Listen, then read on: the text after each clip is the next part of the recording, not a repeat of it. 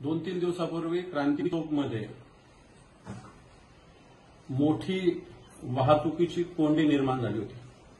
शहरात 4 वाजता बंद होईल यामुळे नागरिकांनी रस्त्यावर तुफान गर्दी केली होती।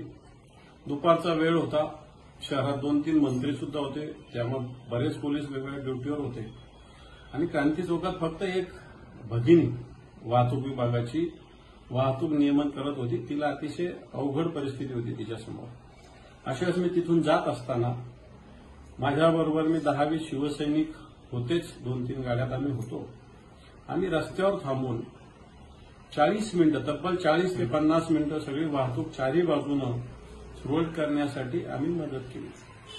सगळ्या लोकांनी, सगळ्या शहरातल्या लोकांनी या आमच्या भूमिकेला प्रतिसाद देत होते। ज्या भागात ज्या साईडला थांबायला सांगत होते त्या साईडचे लोक थांबत होते, ज्या साईडच्या लोकांना जायला सांगत होते त्या साईडचे लोक जात होते।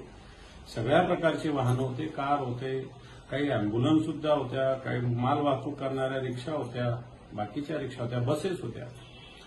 परंतु अशा वेळेस आम्ही 40 ते 50 मिनिटं रस्त्यावर वाहतूक सुरळीत करत असताना एक रिक्षावाला अचानक उलट्या साईडने येतो काय, लोकांसमोर आडवा होतो काय, आणि मग मी शिवसैनिक आहे, आमदार असेल, आमदारापेक्षा शिवसैनिक महत्वाचा, मी सैनिकाच्या पद्धतीनं जे काय करायचं ते केलं।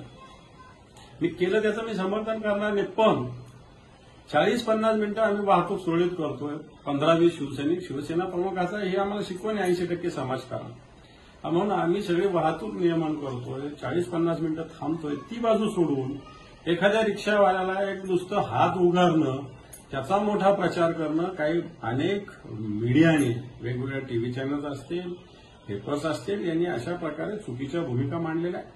मी काही त्या रिक्षा चालकाला हात उगारला त्याचं समर्थन करणार नाही, परंतु त्या परिस्थितीमध्ये त्या ठिकाणची परिस्थिती होती, हजारो लोक ऐकत असताना हा एकटा जर आरोगंटपणा करत असेल तर मला असं वाटतं त्याला सुद्धा योग्य पद्धतीनं सांगण्याची आवश्यकता आहे। परंतु तो विषय सोडून 40-50 मिनिटं आम्ही ट्रॅफिकला नियमित करतोय त्याचा कुठेही उल्लेख नाही, परंतु एखाद्या रिक्षावाल्याला अशा पद्धतीनं दरडावलं, धमकावलं याचा उल्लेख मोठ्या प्रमाणात होतोय। मला असं वाटतं हे मीडिया, प्रिंट असेल, इलेक्ट्रॉनिक असेल, अशा पद्धतीनं भूमिका मांडणं मला वाटतं चुकीचं आहे आणि मी शिवसैनिक म्हणून निश्चित हे काम केलेलं आहे, याचं मी समर्थन करतो।